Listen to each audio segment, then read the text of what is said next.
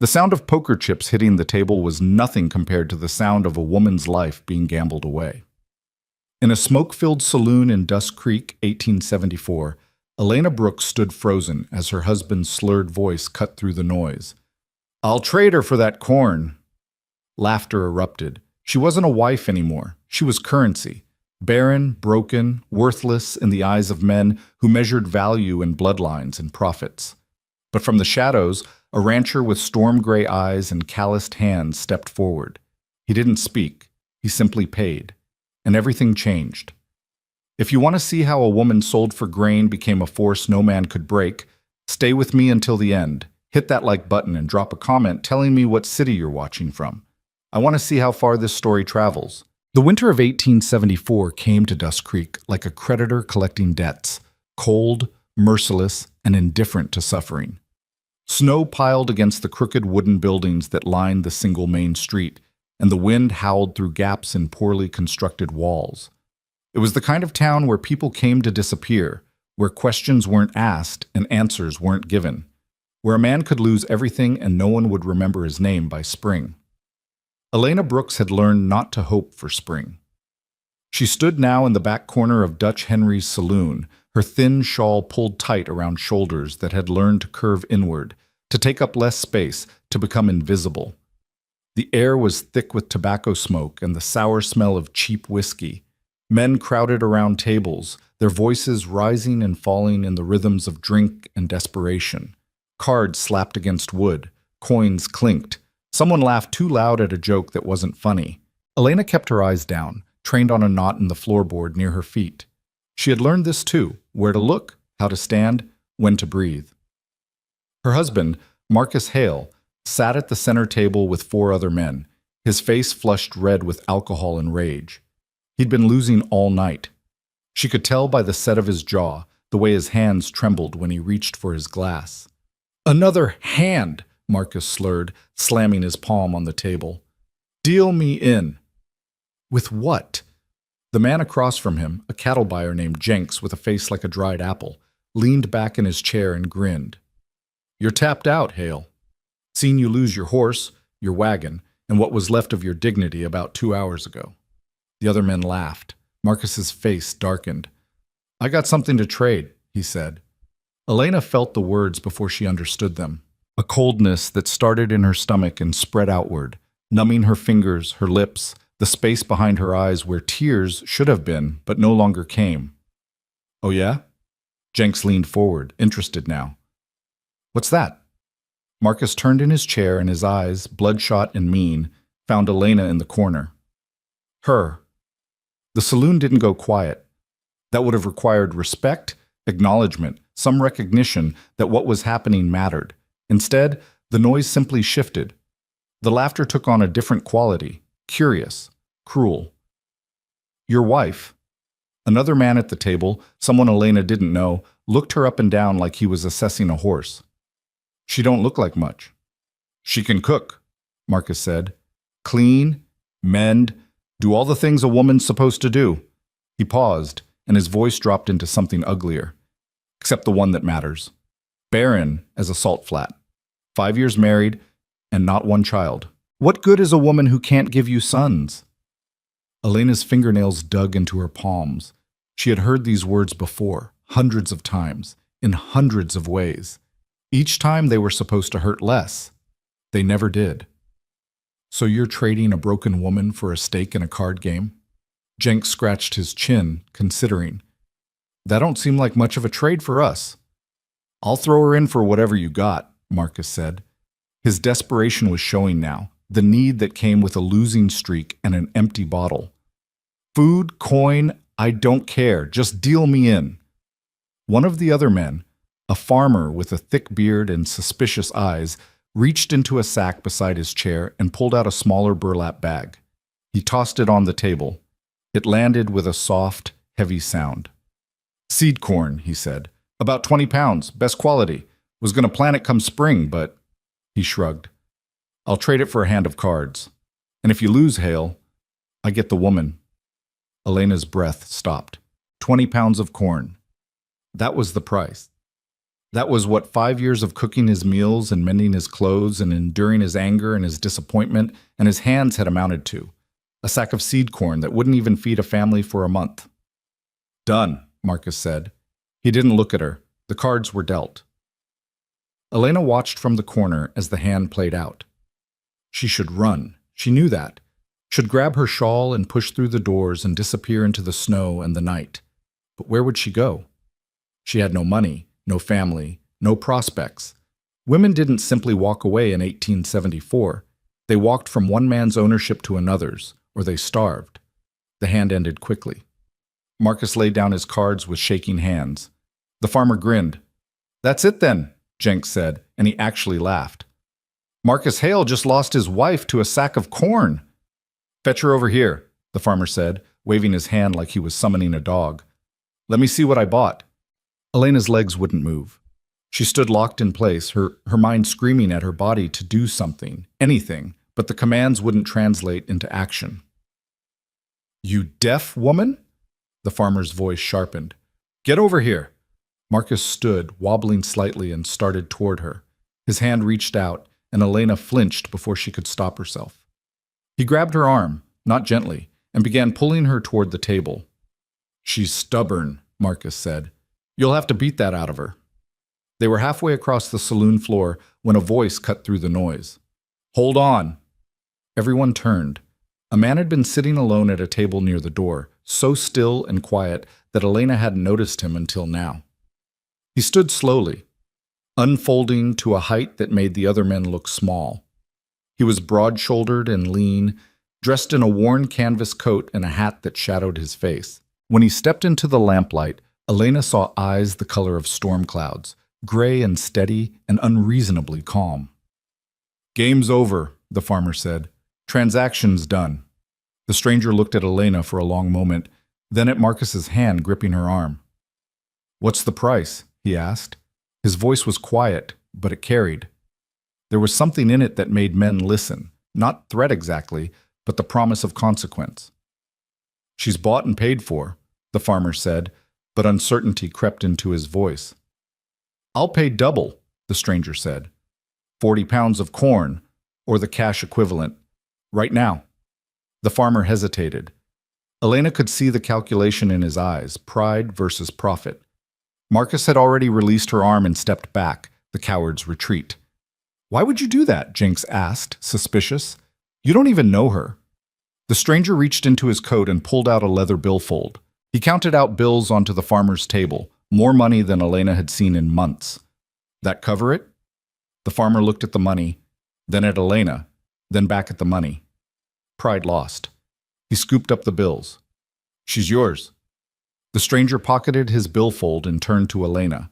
Up close, she could see the weathering on his face, the sunlines around his eyes, the scar that cut through his left eyebrow.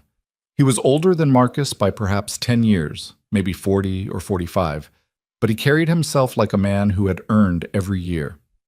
"Ma'am," he said quietly, "my name is Caleb North. I have a ranch about 8 miles west of here. I'm going to offer you something, and I need you to understand you have a choice." He paused, and his eyes, those strange, steady gray eyes, held hers without wavering. "You can come with me, or you can stay here. If you come, you'll have your own room, your own space. I won't touch you, won't make demands. You'll work if you want to work, rest if you need to rest. You'll be safe." Elena stared at him. The words didn't make sense. Men didn't make offers like that. Men took what they paid for. "And if I say no?"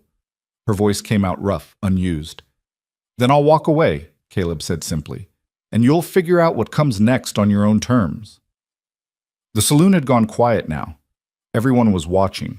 Elena looked at Marcus, who wouldn't meet her eyes, looked at the farmer counting his windfall, looked at Jenks and the other men whose faces showed nothing but curiosity about what entertainment might come next. Then she looked back at Caleb North, the stranger who had just paid 40 pounds of corn's worth to offer her a choice. It wasn't much of a choice, really. It was between unknown danger and certain degradation, between a gamble and a guarantee of suffering. She took the gamble. "I'll come," she said. Caleb nodded once. He removed his coat and held it out to her. "It's It's cold outside. Elena took the coat, heavy canvas lined with wool, warm from his body heat. She pulled it around herself and realized it was the first time in years a man had given her something without expecting payment. They walked toward the door. Behind them, Marcus's voice rose, petulant and slurred. "You're making a mistake, Elena. You think he's better than me? He'll figure out you're broken soon enough." Elena didn't turn around. Caleb held the door open for her, and she stepped out into the winter night. The cold hit her like a fist, but the coat blocked most of it. Snow fell in steady sheets, and the wind carried ice. Caleb led her to where a large bay horse stood tied at the hitching post, patient and calm despite the weather. "His name is Samson," Caleb said, untying the reins. "He's gentle. I'm going to help you up, if that's all right." Elena nodded. She was still waiting for the trap to spring, for kindness to reveal its cost. Caleb laced his fingers together and boosted her into the saddle, then swung up behind her. He reached around her for the reins, careful not to let his arms press against her, maintaining a space between them even as they shared the horse. "It's about an hour's ride," he said. "You warm enough?" Yes. It was the truth. She was warmer than she'd been in months. They rode out of Dust Creek in silence, leaving behind the lights and the laughter and the smoke. The snow fell heavier, covering their tracks almost as soon as they made them. Elena watched the town disappear behind them and felt something she didn't recognize at first. It took almost a mile before she understood it was relief. "Why did you do that?" she asked finally, her voice barely carrying over the wind. Caleb was quiet for so long she thought he might not answer. When he spoke, his voice was thoughtful, measured. "I had a sister once, younger than me. When I was 19 and she was 16, our parents died. Cholera. I was working a ranch up north, trying to save enough to buy my own land. By the time I got home, she was gone. Not dead, sold. Our uncle sold her to a trapper for $30 and a winter's worth of furs. Said she was just a burden he couldn't afford to feed." Elena felt the story in her chest, heavy and familiar. "I looked for her," Caleb continued. "Spent 2 years tracking that trapper across 3 territories. Found him eventually, living in a shack up in the Montana hills. Found her grave behind it. She'd been dead 6 months. He said she fell. I didn't believe him, but there was nothing to do about it by then." "I'm sorry," Elena said. "I learned something from that," Caleb said. "Learned that women get treated like property because men let it happen. Because we participate in it, profit from it, or just stand by and watch. I decided I wouldn't be that kind of man anymore." He paused. "So when I heard that transaction happening tonight, I couldn't walk away. Wouldn't be able to live with myself if I did." They rode in silence for a while longer. Elena thought about choices and costs, about the difference between rescue and respect, about the fact that Caleb had given her a choice, had told her she could refuse even though he'd already paid. That mattered, more than she knew how to express. The ranch appeared gradually through the snow, first just darker shapes in the darkness, then resolving into a large barn, a stable, a main house, and 2 smaller structures. Caleb guided Samson toward the barn and dismounted, then helped Elena down. "Stable's warmer than the house right now," he said. "I'll get the fire going inside, but it'll take a few minutes.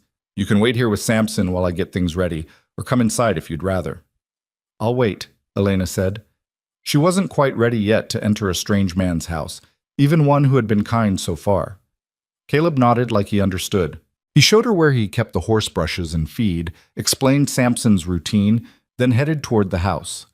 Elena stood in the barn with the big bay horse, listening to him eat, feeling the warmth from his body, and trying to process what had just happened.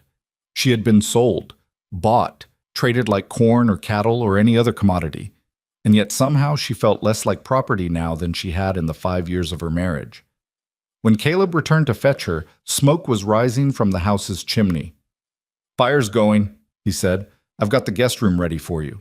There's a lock on the inside of the door. I'll show you how it works. Tomorrow I can rig something more secure if you want it." He led her into the house, and Elena's first impression was of space and simplicity. The main room held a large fireplace, a solid table with 4 chairs, a counter and dry sink along one wall. Everything was clean but worn, functional rather than decorative. The kind of place built by someone who lived alone and didn't bother with comforts, that required effort. "This way," Caleb said, and led her down a short hallway to a small room. It held a narrow bed, a chest of drawers, a chair, and a small window. Simple, but clean. The sheets on the bed looked freshly washed. Caleb pointed to the door. "This is the lock. It's a slide bolt. You push it closed from the inside and nothing can open the door from outside. Not even me. You control who comes in this room. Understood?" Elena nodded, her throat tight. "There's a pitcher and basin on the dresser for washing," Caleb continued. "I'll bring you some warmer clothes tomorrow. I've got some things from—" He hesitated. "From my sister. They've been packed away, but they're clean. Should fit you well enough until we can get you something proper." "Thank you," Elena managed. Caleb moved toward the door, then paused. "I know you don't have any reason to trust me, Mrs. Brooks. I know that everything you've experienced probably tells you that kindness has a price. But I want to be clear. I'm not expecting anything from you. Not labor, not anything else. You take whatever time you need to figure out what you want. If that's leaving, I'll help you get wherever you want to go. If it's staying, you'll stay on your own terms. That's the agreement." He left before she could respond, pulling the door closed behind him. Elena stood alone in the small room, staring at the slide bolt. Slowly, she reached out and pushed it closed. The sound it made, solid, final, secure, was the most beautiful thing she'd heard in years. She sat on the edge of the bed, still wearing Caleb's coat, and let herself cry for the first time since Marcus had stood up in that saloon and announced her worthlessness to a room full of strangers. She cried for the woman she'd been, for the life she'd lost, for the years spent trying to be enough for a man who would never see her as more than a failed vessel for his children. And when the tears finally stopped, she lay down on the clean sheets and slept more deeply than she had in 5 years. Morning came cold and clear. Elena woke to sunlight streaming through the small window and the smell of coffee. For a moment she didn't remember where she was. Then it all rushed back. The saloon, the corn, Caleb North. She got up and opened the slide bolt quietly, listening. From the main room came the sounds of someone moving around, the clank of metal on metal, wood being added to a fire.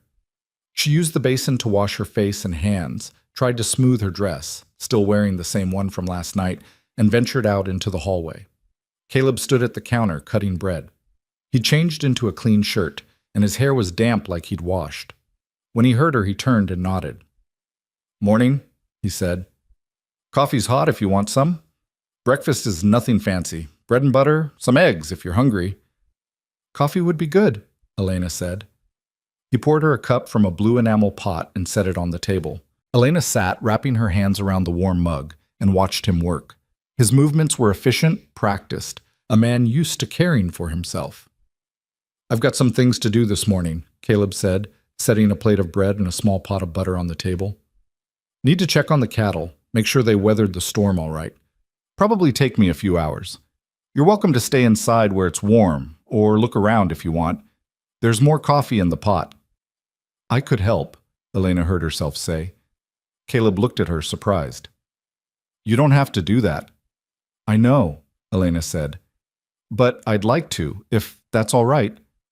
Something shifted in Caleb's expression. Not quite a smile, but close. "All right then. But we'll need to get you dressed warmer. That dress won't do anything against the cold." He disappeared into another room and returned with an armful of clothes.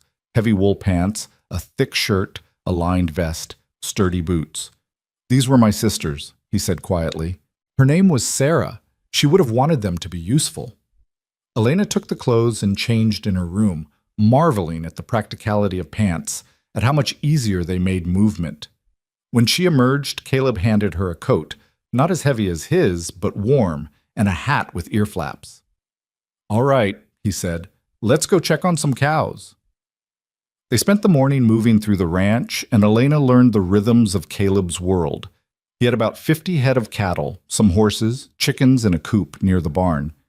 Everything was well maintained without being precious. Fences mended but weathered, buildings solid but plain. A working ranch, not a showpiece. Caleb talked as they worked, but not the way Marcus used to talk. Not filling silence because he needed to hear his own voice, but sharing information because it was useful. He explained which pastures he used for different seasons, how he managed the water supply, where he sold his cattle, come fall. He asked her opinion on things, listened when she spoke, didn't dismiss her observations. It was the strangest morning Elena had experienced in years. By noon, they were both cold and tired. They returned to the house, and Caleb made a simple meal, soup from a pot he'd had simmering on the fire, more bread. They ate in comfortable silence. "Can I ask you something?" Elena said finally. "Of course." "What happens now? I mean," she struggled to find the words. "What am I supposed to do here?" Caleb set down his spoon and looked at her directly. "That's up to you. I told you last night, I'm not expecting anything from you. But if you're asking what life looks like here, I can tell you that. I run this ranch mostly alone. Sometimes I hire help for big jobs like branding or harvest, but day to day it's just me. I work from sunup to sundown most days. I cook simple food, keep the house clean enough, don't bother with much beyond that. If you want to help with ranch work, I'd welcome it. If you want to take over some household tasks, I won't stop you, but none of it is required. You're not here as my servant or my wife. You're just here, safe, until you decide what you want to be next." "That's not how the world works," Elena said quietly. "Women don't just exist. We have to be something. Wife, daughter, servant. We have to belong to someone." "Maybe that's how the world works," Caleb agreed. "But it's not how this ranch works. On this land, you belong to yourself." Elena felt tears threatening again and forced them back. "Why are you doing this?" "Because Sarah didn't get a choice," Caleb said simply. "And maybe I can't fix what happened to her, but I can make sure at least one woman gets to choose her own path." They finished their meal in silence. Afterward, Caleb showed Elena where he kept supplies: food in a cellar, tools in the barn, extra blankets in a chest. Gave her a complete accounting of what he had and where, like he was giving her a map of her new world. That night, Elena locked her door again and lay in bed thinking about choices. About the difference between being given to someone and choosing them. About how Caleb North had paid 40 pounds of corn's worth not to own her, but to free her. It was the strangest transaction she'd ever been part of. And somehow, impossibly, it felt like the only honest one. The first week passed like a held breath, careful, measured, waiting for something to break. Elena woke each morning to the sound of Caleb moving quietly through the house, building up the fire, setting coffee to boil. She would lie in her locked room, listening to these sounds, trying to decode them, searching for the moment when kindness would reveal its true cost. It never came. By the 8th day, she stopped locking the door at night, not because she trusted completely, but because her hands were tired of reaching for that bolt, and some part of her, small and cautious but growing, wanted to believe that maybe, just maybe, Caleb North meant what he said. The rhythm of ranch life became familiar through repetition. Caleb rose before dawn and worked until the light failed, moving through his tasks with the steady efficiency of someone who had long ago accepted that survival required consistency. Elena found herself falling into step beside him, not because he asked, but because idleness felt more dangerous than labor. At least when her hands were busy, her mind couldn't spiral into the dark places where questions lived. They worked mostly in silence those first weeks. Comfortable silence, the kind that didn't need filling. Caleb would point out what needed doing: fences that wanted mending, water troughs that needed breaking free of ice, hay that needed spreading for the cattle. Elena would nod and work alongside him, learning the language of the ranch through action rather than words. One morning in late February, nearly 3 weeks after that night in the saloon, Elena was collecting eggs from the chicken coop when she heard the sound of hoofbeats approaching. Her body tensed automatically, old instincts flaring. She set down the basket and moved toward the house, but Caleb was already stepping out onto the porch, his rifle held casually but ready. A wagon came into view, driven by a woman with iron-gray hair and a face that looked carved from determination. Behind her sat 3 children, 2 boys and a girl, ranging in age from perhaps 6 to 12. The woman pulled the wagon to a stop and called out, "Caleb North, you planning to shoot me or offer me coffee?" The tension in Caleb's shoulders eased. He set the rifle against the porch rail and smiled, the first real smile Elena had seen from him. "Mrs. Brennan, wasn't expecting company." "Clearly," the woman said, climbing down from the wagon with surprising agility for someone who had to be past 60. "Heard through the grapevine you had someone new staying with you. Thought I'd come verify that the rumors aren't as scandalous as Dust Creek is making them sound. Caleb's smile turned wry. When has Dust Creek ever gotten a story right? Never, Mrs. Brennan agreed. She turned her sharp eyes on Elena, who had emerged from behind the coop. You must be the woman everyone's talking about.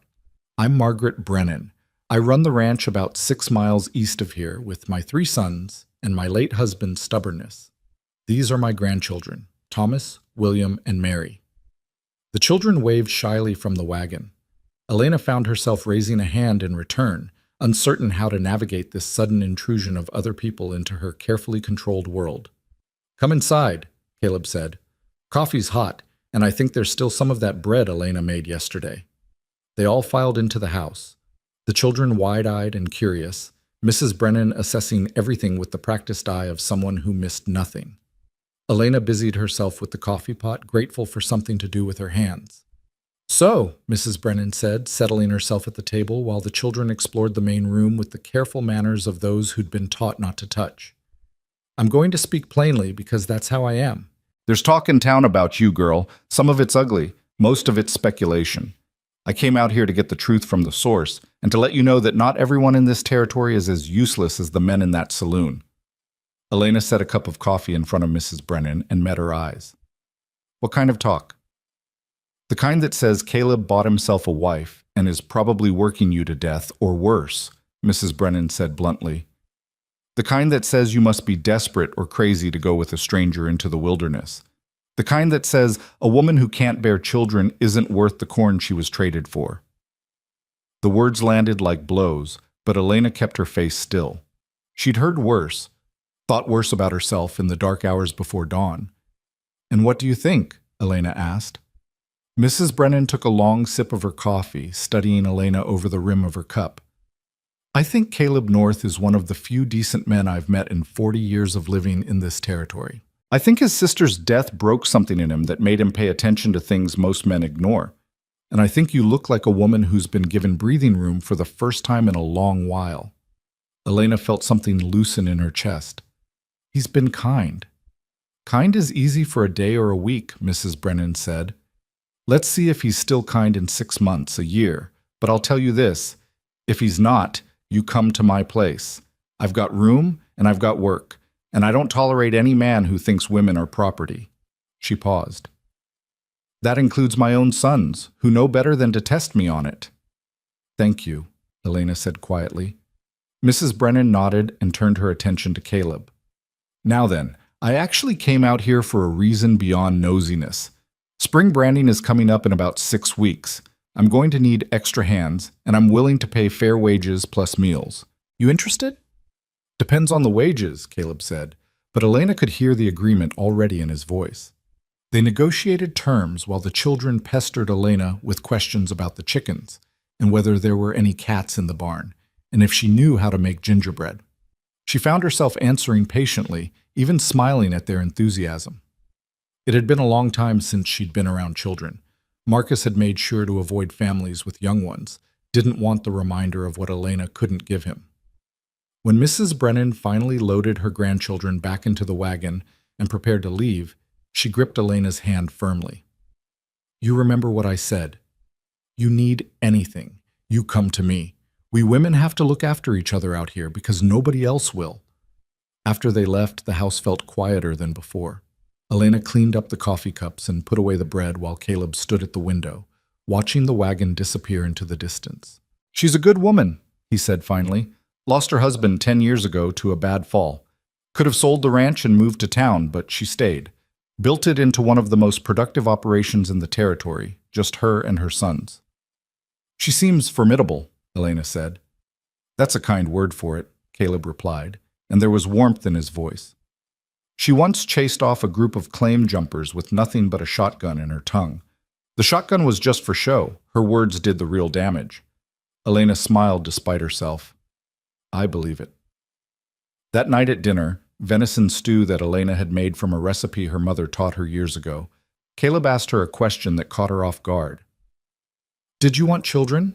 Before Marcus decided you were broken, was it something you hoped for? Elena's spoon paused halfway to her mouth. No one had ever asked her that before. Marcus had simply expected it, then resented her when it didn't happen. But wanted? Had she wanted children, or just wanted to be enough? I don't know, she said honestly. I thought I did because that's what you're supposed to want. What women are for, according to everyone. But now I wonder if I wanted children or if I just wanted Marcus to stop being angry at me. Caleb nodded slowly. My sister used to say something similar, said she couldn't tell anymore what she wanted versus what everyone told her she should want. Made me realize how much we men take for granted, that our wants get to be our own. Did she want to marry that trapper? Elena asked. Or did your uncle just decide for her? She wrote me a letter, Caleb said, his voice going quiet and distant. Got to me 2 months after she'd already left. She said she didn't want to go, but didn't see any choice. Said the trapper seemed mean, but at least he had food and shelter. Said she was sorry for being a burden. He stood and carried his bowl to the counter, his back to Elena. She was 16 years old and she apologized for existing, for needing food and space and care. That's what the world does to women, makes them apologize for having basic needs. Elena felt tears pricking her eyes but forced them back. What was her name? You said Sarah, but tell me about her. What was she like? Caleb turned, surprised by the question, then thoughtful. He sat back down at the table, and for the first time since Elena had met him, he talked freely. Told stories about Sarah as a child, how she used to follow him around the farm, asking endless questions, how she loved horses and could gentle even the most skittish colt, how she had a laugh that sounded like water over rocks, bright and clear, how she'd been teaching herself to read from an old primer their mother had kept, sounding out words by candlelight after their parents had gone to bed. She was smart, Caleb said. Smarter than me by half. Could have done something with her life if she'd been given the chance. Instead, she got sold to a man who worked her to death in a shack in the mountains, and nobody cared because she was just a girl. You cared, Elena said. Not soon enough, Caleb replied. Not when it mattered.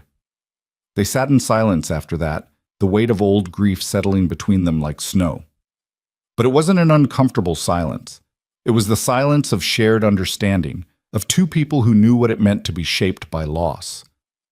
The weeks rolled forward into March, and the land began to show signs of waking. The snow receded gradually, revealing brown grass and muddy earth. The cattle grew restless in their winter pastures. The chickens laid more eggs, and Elena found herself settling into a life she hadn't known was possible. She took over the cooking without being asked, but because she enjoyed it, enjoyed having access to a properly stocked pantry, enjoyed the challenge of creating something good from simple ingredients. Caleb praised her food with genuine appreciation, never taking it for granted. She mended his clothes because she noticed they needed it, not because he demanded it. She organized the house slowly, finding places for things, creating systems that made daily life easier. And Caleb never once treated any of it as expectation or obligation. He thanked her for every meal, told her she didn't have to if she didn't want to, offered to do tasks himself if she was tired. It was so foreign to her experience of men that she kept waiting for the reality to assert itself, for him to slip and reveal what he really expected from her. One evening in mid-March, a storm rolled in fast and hard, the kind that made the house shudder and the windows rattle. They'd spent the afternoon securing everything outside, bringing the horses into the barn, making sure the cattle had access to shelter. By the time they got back to the house, they were both soaked and shivering. Elena changed into dry clothes in her room and emerged to find Caleb building up the fire, still in his wet shirt. You should change, she said. You'll catch cold. Will in a minute, he said. Want to get this fire going first. But 15 minutes later, he was still in the wet clothes, focused on preparing dinner. Elena watched him, saw the way he was starting to shiver, and felt something shift in her, not attraction exactly, but a kind of exasperated fondness that surprised her. Caleb North, she said firmly. Go change your clothes right now, or I'm going to assume you're trying to make yourself sick just to prove some kind of point about martyrdom. He looked at her, startled, then laughed, a real laugh that transformed his usually serious face. Yes, ma'am, he said, and disappeared into his room. When he returned in dry clothes, Elena had taken over the dinner preparation. She handed him a cup of hot coffee laced with honey. Drink this, and next time I tell you to take care of yourself, listen the first time. You sound like Sarah, Caleb said, But there was no sadness in it this time, just warmth. They ate dinner while the storm raged outside, and somehow the conversation turned to their childhoods, the things they remembered, the moments that shaped them. Elena found herself telling stories she hadn't thought about in years, about her mother teaching her to make bread, about sneaking out to watch meteor showers with her older brother, about the time she'd tried to rescue a baby bird and ended up with a barn full of cats trying to eat it. Caleb told her about learning to break horses from his father, about the first time he'd successfully delivered a calf, about the summer he and Sarah had built an elaborate fort in the hayloft that had promptly collapsed the first time it rained. They laughed together, and Elena realized it was the first time she'd laughed, really laughed, in years. The sound felt strange coming from her throat, rusty and unpracticed, but good. "Can I ask you something?" Caleb said when the laughter had faded into comfortable quiet. "Of course. What happened with Marcus? I mean, I know what happened at the end, but how did you end up married to him in the first place?" Elena wrapped her hands around her coffee cup, gathering her thoughts. "I was 18. My parents had died the year before. Consumption took them both within weeks of each other. My brother was working up north, sending money when he could, but it wasn't enough. Marcus came through town with a cattle drive. He was handsome, charming, full of plans and promises. He said he wanted to settle down, start a family, build something permanent. I thought," she paused, "I thought he would take care of me. Thought I'd found someone safe." "When did it change?" Caleb asked gently. "About 6 months after we married. I wasn't pregnant yet, and he started making comments. Little things at first, jokes about my cooking, observations about other women who already had babies. Then it got meaner. By the end of the first year, everything I did was wrong. I couldn't cook right, couldn't clean right, couldn't satisfy him, and definitely couldn't give him the sons he wanted."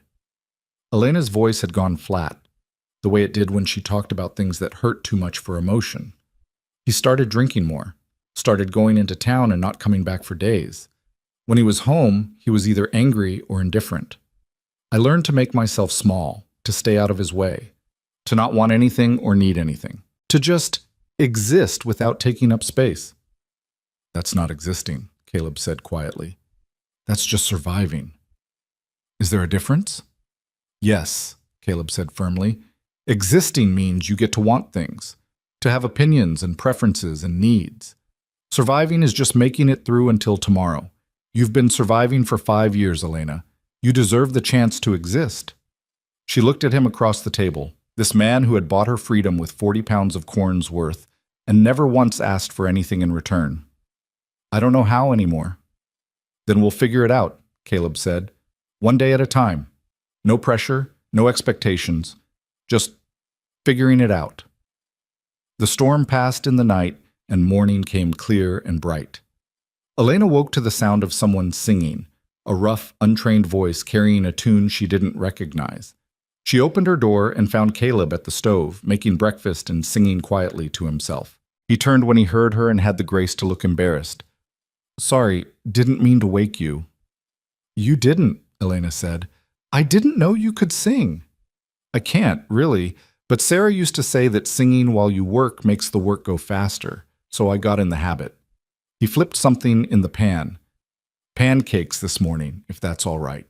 Figured we both earned something better than porridge after yesterday." They ate pancakes with butter and the last of some preserves Mrs. Brennan had brought by on her visit. Outside, the world sparkled with melting snow, everything bright and clean and new. "I need to ride out to the far pasture today," Caleb said. "Check on the herd, make sure none of them got into trouble during the storm. You're welcome to come along if you want, or stay here and rest, whatever suits you." Elena considered. The old Elena, the one who had learned to make herself small, would have stayed, would have found work to do in the house, would have kept herself busy and out of the way. But that Elena had been sold for a sack of corn. This Elena, the one who was slowly learning to exist rather than just survive, wanted to see the far pasture. "I'll come," she said. They saddled up 2 horses, Samson for Caleb and a smaller mare named Daisy for Elena. The ride took them across open country, through stands of pine that still held snow in their shadowed places, past a creek running high with snowmelt. Caleb pointed out landmarks, told her the history of different parts of the ranch, explained his plans for the coming season. The cattle were fine, gathered in a stand of cottonwoods and looking mildly annoyed at being checked on. Caleb counted them, looked them over for injuries, nodded with satisfaction. "All accounted for," he said. "That's a good sign.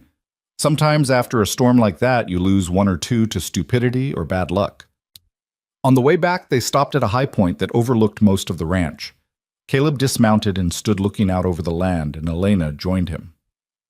"This place used to belong to a family named Peterson," Caleb said. "They came out here 15 years ago with big dreams and not enough practical knowledge. Lost everything in a bad winter. I bought it from the bank for cheap and spent 5 years building it back up into something sustainable." He glanced at her. "It's not much compared to the big operations, but it's mine. Built it with my own hands and my own decisions. Nobody can take it away from me." "It's beautiful," Elena said, and meant it. "It could be better," Caleb said thoughtfully.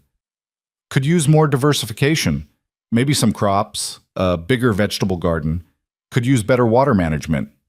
Could use—" He trailed off, then smiled slightly. "Could use a lot of things. But it's a start." They rode back in comfortable silence, arriving as the sun touched the western horizon. That night they played cards by lamplight, a game Caleb taught her that involved more strategy than luck.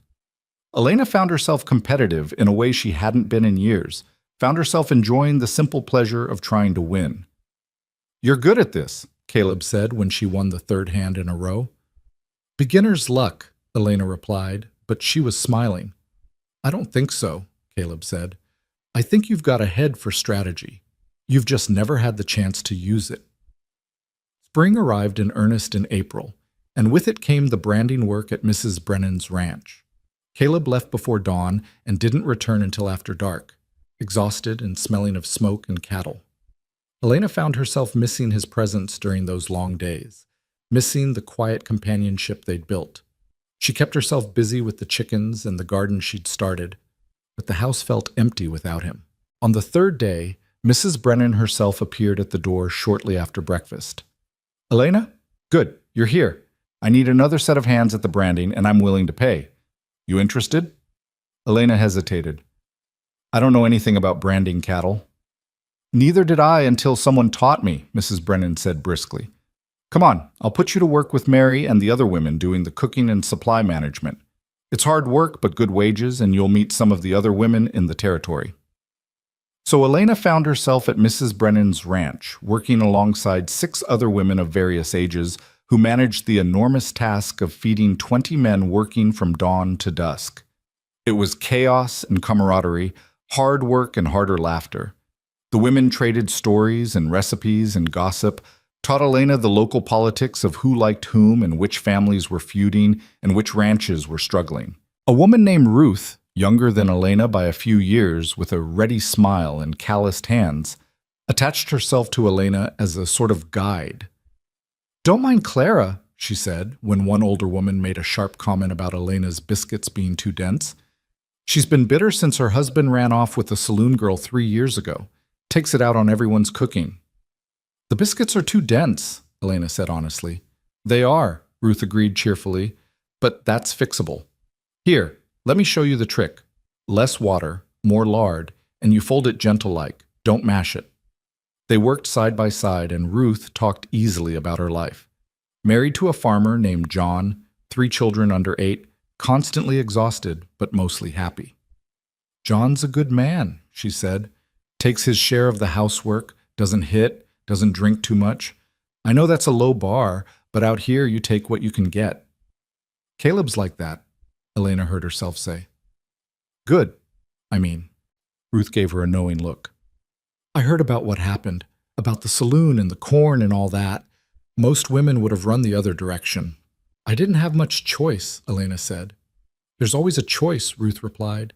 "Sometimes all the choices are bad, but there's still choosing. You chose Caleb North over whatever else was on offer. That took courage." Elena didn't feel courageous. She felt like someone still waiting for the trap to spring, for the cost to come due. But she didn't say that to Ruth. In the evening, when the branding work was done and the men were eating dinner, Elena found Caleb washing up at the pump. He looked exhausted, his shirt stained with sweat and dirt, his hands raw from rope and leather. "Hey," she said softly. He looked up and smiled, tired but genuine.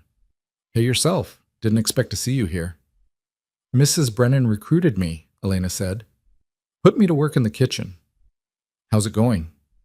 "My biscuits are too dense, apparently." Caleb laughed, and the sound was warm in the cooling evening air. "I like your biscuits." "You're biased," Elena said, but she was smiling. "Come on, let's get you fed before someone else eats your share." They sat together at the long tables Mrs. Brennan had set up in her yard, surrounded by 20 other people eating and talking and laughing. Elena felt Caleb's presence beside her like an anchor, solid and steady. At one point, his hand brushed hers, reaching for the breadbasket, and instead of flinching away, Elena found herself letting the contact linger for just a moment.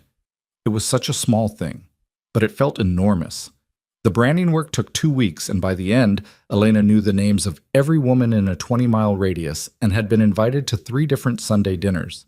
She'd learned to make biscuits that weren't dense and stew that could feed 20 and coffee strong enough to wake the dead. She'd listened to stories about surviving winters and losing children and building lives in an unforgiving land.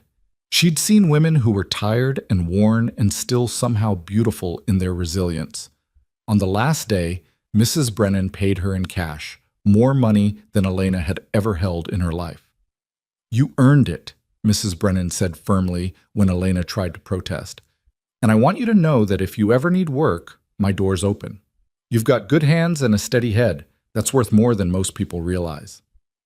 Caleb and Elena rode back to the ranch together in the late afternoon, both tired but satisfied. The land was green now, transformed by spring, and the air smelled like growing things. "Thank you," Elena said as they approached the house. "For what?"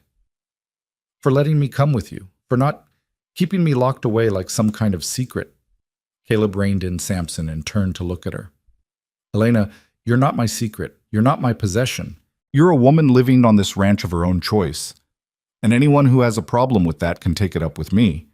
But you don't belong in shadows. You never did." Elena felt something crack open in her chest. Not breaking, but opening, like ice giving way to spring water. "I'm starting to believe that," she said quietly. "Good," Caleb said, and then, even quieter, "That's real good." That night, for the first time since arriving at the ranch, Elena left her door open while she slept. Not locked, not barred, just open. It was a small gesture, but it felt like trust. And in the morning, when she woke and padded out to the kitchen, she found that Caleb had left coffee warming on the stove and a note beside it in his careful handwriting. "Gone to check the north fence. Back by noon. There's bread in the box and jam in the cellar. Take what you want. See. Take what you want." Elena read those words 3 times, letting them settle into her bones. Then she poured herself coffee, cut a thick slice of bread, and sat at the table in a house that was starting to feel like home, learning slowly what it meant to want things again. The wanting started small and grew like prairie grass after rain, quiet at first, then everywhere Elena looked.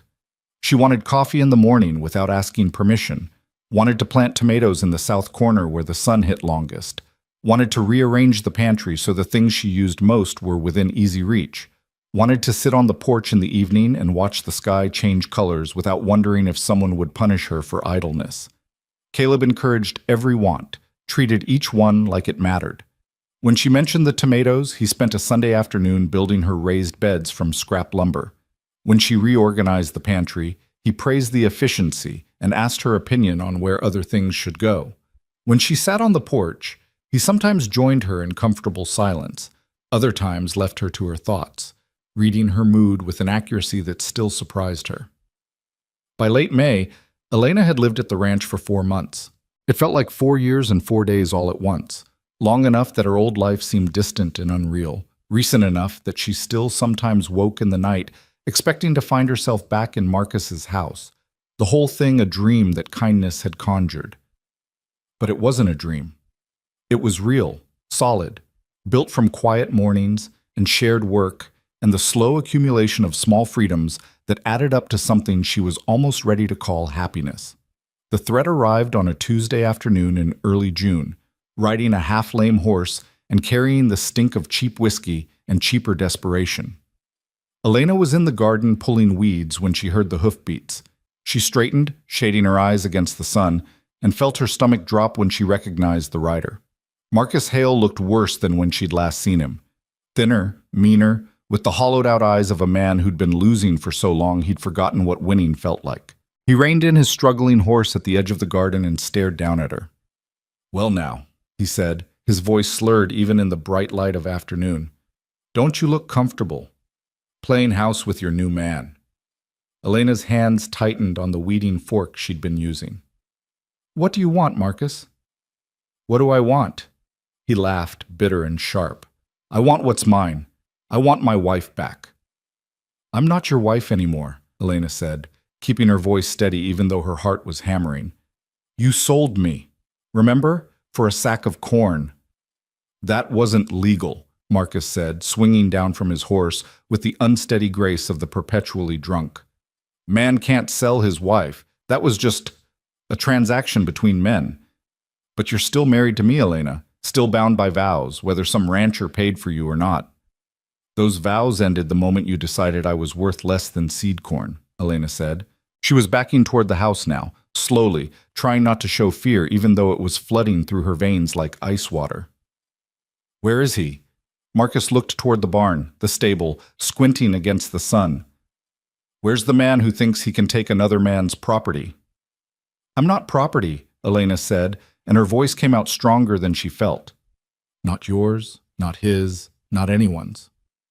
"Is that what he told you?" Marcus took a step closer, and Elena could smell him now, sweat and alcohol and something rancid underneath. "That you're free? That you get to choose?" "Women don't choose, Elena. You should have learned that by now." The kitchen door opened and Caleb stepped out onto the porch. He must have heard the voices, the threat in them. He held no weapon, but his presence alone made Marcus stop advancing. "You need to leave," Caleb said quietly. "Right now." "That's my wife," Marcus said, pointing at Elena with a hand that shook. "You had no right to take her." "I didn't take her," Caleb replied, his voice still calm but with steel underneath. "You threw her away. I offered her a choice. She took it. That's the end of the story." "The hell it is." Marcus's hand dropped to his belt, and Elena saw with sickening clarity that he was wearing a gun, old and poorly maintained but still deadly. "I want her back, now. And I want compensation for the months you've been using what belongs to me." "She doesn't belong to you," Caleb said, and he was moving now, stepping down from the porch, positioning himself between Marcus and Elena. "She doesn't belong to anyone, and you need to leave before this gets ugly." "It's already ugly," Marcus said, and his hand closed around the grip of his gun. "Has been since the day I married a barren witch who couldn't even do the one thing women are good for." Elena felt the words like blows, old and familiar, designed to make her small. But something had changed in 4 months of being treated like she mattered. The words still hurt, but they didn't shrink her. "You're drunk," Caleb said, "and you're making threats you're going to regret. Take your horse and ride back to whatever hole you crawled out of. There's nothing for you here." "Nothing?" Marcus laughed again, that bitter sound that held no humor. "I got a wife here. I got property. I got—" "You have nothing," Elena said, and her voice cut through his rambling like a blade. Both men turned to look at her. "You have nothing, Marcus, because you threw away everything that mattered. You had a wife who cooked your meals and cleaned your house and tried her best to make you happy. You had someone who wanted to love you, and you traded all of that for corn because I couldn't give you sons, because my body didn't work the way you wanted it to." She was moving forward now, past Caleb, past fear, past the old instinct to make herself small. "I spent 5 years apologizing for existing, 5 years trying to be enough for a man who would never see me as anything but a failure. And you know what I learned, Marcus? I learned that I was never the failure. You were." Marcus's face darkened with rage. "You don't talk to me like that. You're my wife." "No," Elena said firmly. "I'm not. Maybe legally on some piece of paper somewhere, but in every way that matters, I stopped being your wife the moment you sat down at that poker table and decided I was worth less than seed corn. You ended our marriage, Marcus. You, not me, not Caleb. You. You think he's better than me?" Marcus's voice was rising now, getting louder and more dangerous. You think he wants you for anything other than what I wanted? He's using you, Elena. Soon as he figures out you're broken, he'll throw you away too. He already knows, Elena said quietly. I told him the first week I was here. And you know what he said?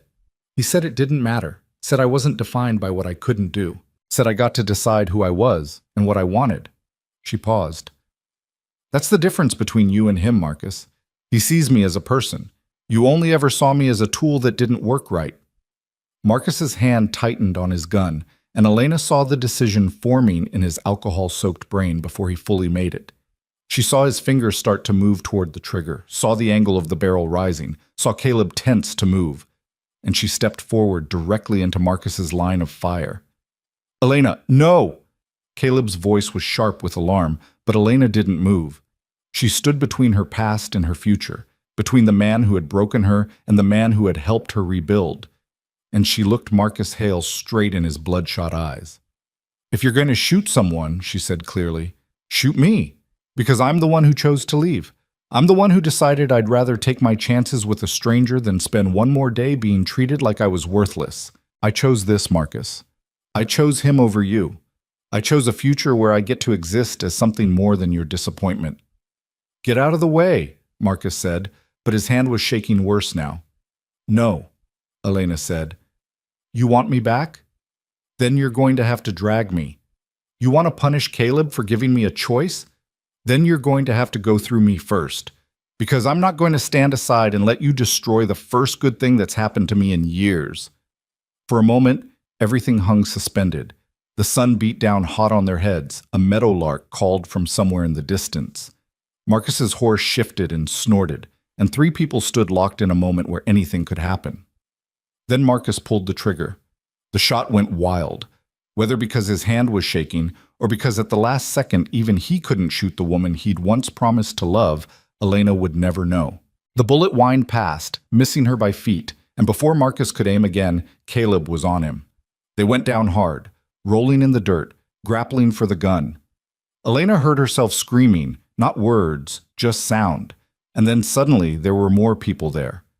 Mrs. Brennan and her oldest son Thomas appeared from around the barn, where they'd apparently been visiting.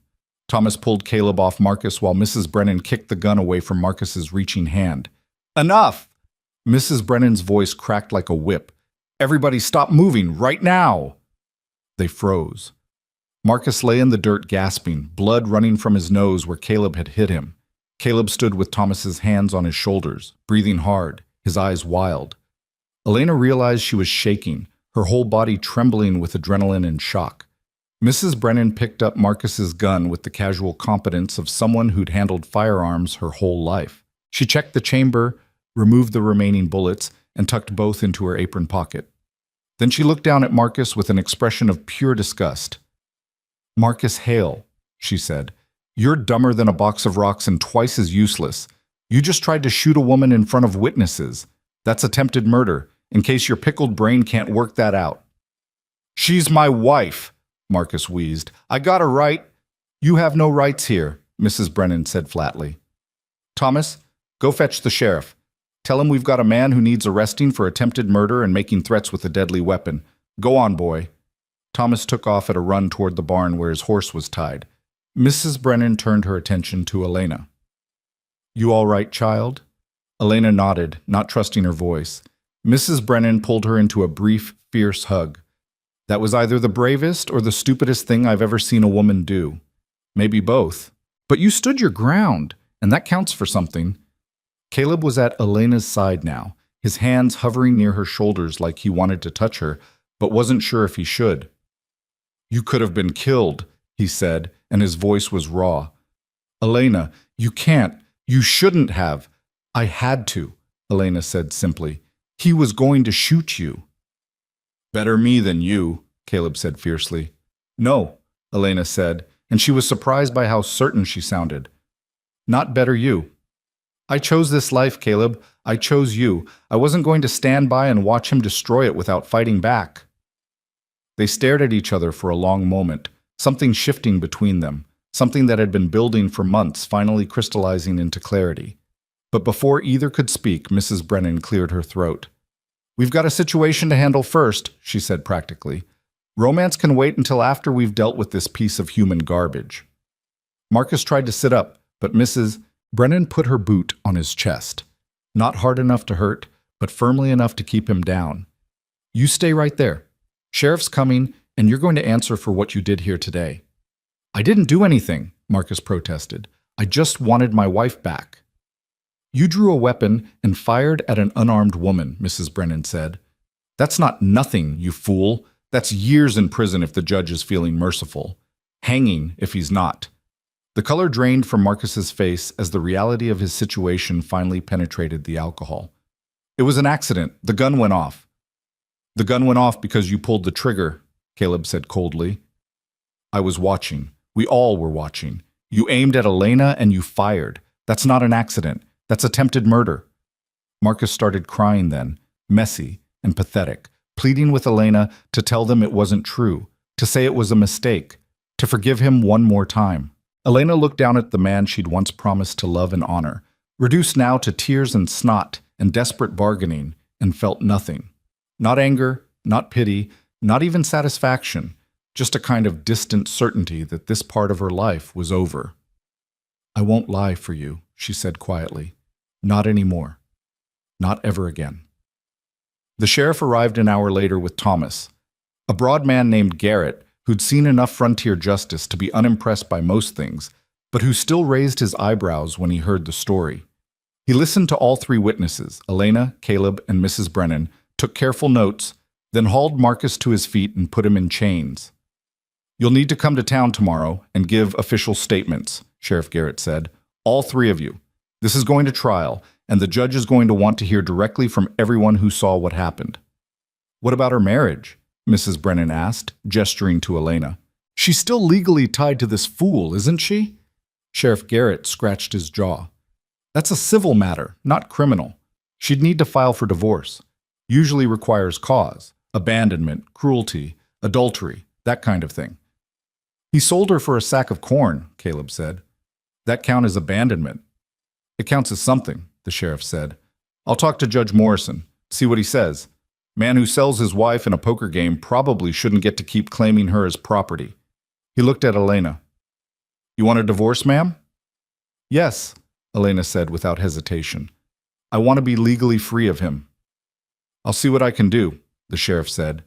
He started leading Marcus toward his horse, then paused and looked back at Caleb. "For what it's worth, North, you did the right thing back in that saloon. Not many men would have stepped up like that. This territory needs more men like you and fewer like him." After they left, Elena, Caleb, and Mrs. Brennan stood in the yard while the sun started its descent toward the horizon. Elena felt wrung out, exhausted in a way that went deeper than physical tiredness. She'd faced down her past and survived, had stood in front of a loaded gun and declared her choice, had finally, fully, closed the door on the woman she'd been. "I should get back," Mrs. Brennan said. "Thomas is waiting with the wagon, but Elena—" She gripped Elena's hands firmly. "You did good today, real good. Takes strength to stand up to a man with a gun. Takes even more strength to stand up to a man who once had power over you. You've got steel in your spine, girl. Don't ever forget that." After Mrs. Brennan left, Elena and Caleb stood alone in the gathering dusk. The adrenaline was fading now, leaving behind the shakes and the reality of what had almost happened. "Come inside," Caleb said gently. "Let me make you some tea. Something to calm your nerves." Elena followed him into the house, sank into a chair at the kitchen table, and watched as he moved through the familiar motions of heating water, measuring out dried herbs from the collection Mrs. Brennan had helped Elena start. His hands were steady, but she could see tension in his shoulders, in the set of his jaw. He set a cup in front of her and sat down across the table. For a long moment, neither spoke. "I thought he was going to kill you," Caleb said finally, and his voice was rough. "When you stepped in front of that gun, I thought—" He stopped, swallowed hard. "I couldn't breathe. Couldn't think. Just kept seeing you falling, bleeding, gone, and knowing it would be my fault for bringing you here, for putting you in danger." "Stop," Elena said firmly. None of this was your fault. You gave me a choice when no one else would. You treated me like a person when everyone else treated me like property. If anyone's at fault here, it's Marcus for being a drunk, violent fool, but not you. Never you." Caleb's eyes met hers, and Elena saw fear there still. Fear in something else, something deeper that she wasn't quite ready to name. "Why did you do it?" he asked. "Why did you step in front of him?" Elena wrapped her hands around her cup of tea, gathering her thoughts. "Because for the first time in my life, I had something worth protecting. Not just my own life, but the life I've built here, the person I'm becoming, the future I can see now that I couldn't see before." She paused. "And because you matter to me, Caleb. You matter more than I knew how to say, and I wasn't going to let him hurt you." "I'm not worth dying for," Caleb said quietly. "Yes, you are," Elena said. "You're worth that and more. You gave me back my life. Let me protect it, and you, if I need to." They sat in silence after that, drinking tea while the light faded outside. Elena's hands finally stopped shaking. The world slowly righted itself into something manageable again. "I meant what I said out there," Elena said eventually, "about choosing you, about choosing this life. I want you to know that wasn't just heat of the moment or fear talking. I meant it." Caleb reached across the table slowly, giving her time to pull away if she wanted. When she didn't, his hand covered hers. The contact was warm, solid, real. "I'm glad you're here," he said simply. "I'm glad you chose this. Chose me. And I want you to know, whatever happens with the trial, with the divorce, with any of it, you have a place here for as long as you want it. No conditions, no expectations. Just a place." "I want it," Elena said. "I want to stay." Something eased in Caleb's expression, a tension she hadn't realized he'd been carrying. "Good," he said. "That's real good." The next day they rode into Dust Creek together for the official statements. The town looked different in daylight without desperation, smaller, shabbier, less threatening. They met Sheriff Garrett at his office, a sturdy building that also served as the jail. Through a barred window, Elena could see Marcus sitting on a cot in his cell, head in his hands. He looked up when they entered, and their eyes met. Elena felt nothing. Whatever power he'd once held over her had burned away in the moment she'd stepped between him and Caleb. He was just a man now, a sad, broken man who'd thrown away everything good in his life because he couldn't see value in anything that didn't serve his ego. "Mrs. Hale," he said, standing and gripping the bars.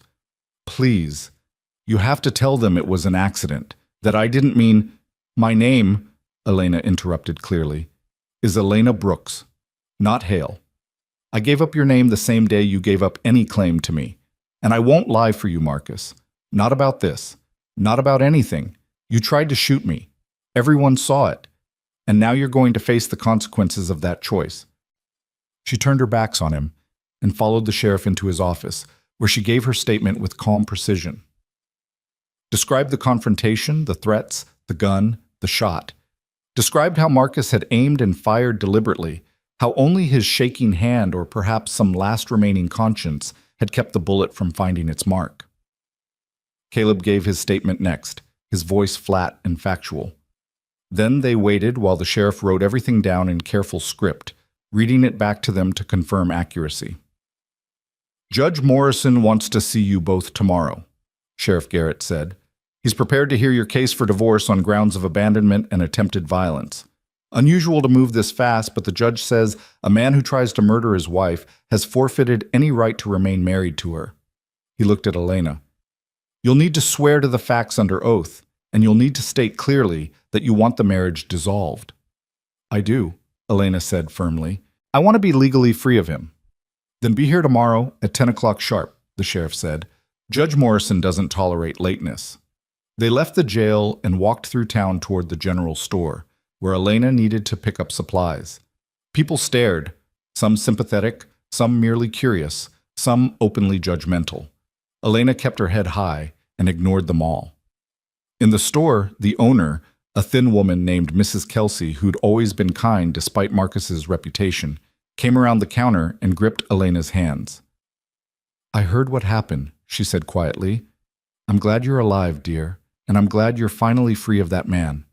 He was poison, and everyone knew it. Thank you, Elena said, surprised by the support. We women have to stick together out here, Mrs. Kelsey said. Not enough of us to waste energy judging each other for surviving however we can. You need anything, and I mean anything, you come see me. Understand? Elena felt tears threatening and forced them back. I understand. They gathered supplies and loaded them into Caleb's wagon, then started the ride back to the ranch. Halfway there, Caleb spoke. Are you scared? About tomorrow, I mean. Facing the judge. Elena considered. No, she said finally. I'm not scared. I'm ready. I've been ready to be free of Marcus for years. I just didn't know how to make it happen. Now I do. What happens after? Caleb asked. After the divorce is final. After all this is settled. What do you want then? It was the same question he'd been asking in different ways since the night he brought her home. What do you want, Elena? What do you need? What do you choose? He'd been teaching her all along that wanting was allowed, that her desires mattered. I want to stay, Elena said. I want to keep working the ranch with you, keep building the garden, learning from Mrs. Brennan, making this place better. She paused, gathering courage. I want to keep being around you, learning from you, building something with you. Caleb's hands tightened on the reins. Building what? Exactly. Elena took a breath. This was the edge of something, the precipice of change. She could step back to safety or step forward into unknown territory. 4 months ago, she would have chosen safety without thinking, but 4 months had taught her that safety without choice was just another kind of prison. A partnership, she said, not employer and employee, not rescuer and rescued, but partners. Two people choosing to build a life together because they want to, not because they have to. And after that, Caleb asked, his voice careful, if you want more than partnership someday, if you want... He stopped, started again. I'm not good with words, Elena, but I need you to know that somewhere along the way, between the saloon and today, between teaching you about cattle and watching you stand in front of a gun for me, I started hoping. Started wanting things I thought I'd given up on after Sarah died. Elena's heart was hammering again, but this time not from fear. What kind of things? The kind where this isn't just my ranch anymore, Caleb said. The kind where your name belongs on that gate, same as mine. The kind where we're building something together, not because we're convenient for each other, but because we choose each other, every day, on purpose. I want that too, Elena said quietly, but I need time. Need to be legally free first. Need to understand who I am when I'm not defined by being Marcus's wife. Can you wait for that? I've got all the time in the world, Caleb said, and I'll wait as long as you need. No pressure, no expectations, just hope, if that's all right. That's more than all right, Elena said, and she smiled, a real smile, full and genuine. That's everything. They rode the rest of the way in comfortable silence, both lost in thoughts about tomorrow and the days after, about endings and beginnings and the space between where transformation happened. That night, Elena didn't lock her door. And when she finally fell asleep, she dreamed not of gunshots and threats, but of gardens growing in gates with 2 names carved side by side, and a future she was finally brave enough to reach for. Morning came too early and too bright. Elena woke with her stomach tight and her mind racing through everything that would happen today. The judge, the testimony, the final severing of legal ties to a man who had stopped being her husband long before he sold her for corn. She dressed carefully in the best dress she owned, one Mrs. Brennan had given her from her own daughter's old things, and braided her hair with hands that only shook a little. Caleb was already in the kitchen when she emerged, coffee brewed and eggs frying. He looked up when he heard her footsteps, and something in his expression gentled. You look ready, he said. I don't feel ready, Elena admitted. I feel like I'm about to walk into battle. You are, Caleb said simply. But you've already won the important part. What happens today is just making the law catch up to the truth. He slid a plate across the table to her. Eat. You'll need your strength. Elena forced down breakfast, even though her stomach protested. They cleaned up in silence, the familiar rhythm of shared tasks grounding her. When it was time to leave, Caleb held out her coat. His coat, really, the one he'd given her that first night, which she'd worn so often it had become hers through use, if not ownership. "Ready?" he asked. "Ready?" Elena said, and meant it. The ride to Dust Creek took an hour, and they spent it mostly quiet, each lost in their own thoughts. But halfway there, Caleb spoke. "Whatever the judge asks you today, whatever Marcus or his lawyer says, remember you're not that woman anymore, the one who apologized for existing. You're Elena Brooks, and you stood in front of a gun and declared your choice. That woman doesn't owe anyone explanations or justifications. She just tells the truth." Elena reached over and squeezed his hand briefly. "Thank you." "For what?" "For reminding me who I am now." Judge Morrison's courtroom was a modest affair, a large room above the general store that served multiple purposes depending on the day. Today it was arranged with a desk for the judge, a few benches for spectators, and chairs for the principals involved. Elena was surprised to see the benches nearly full. Mrs. Brennan sat in the front with Ruth beside her, and several other women Elena recognized from the branding work, Mrs. Kelsey from the general store.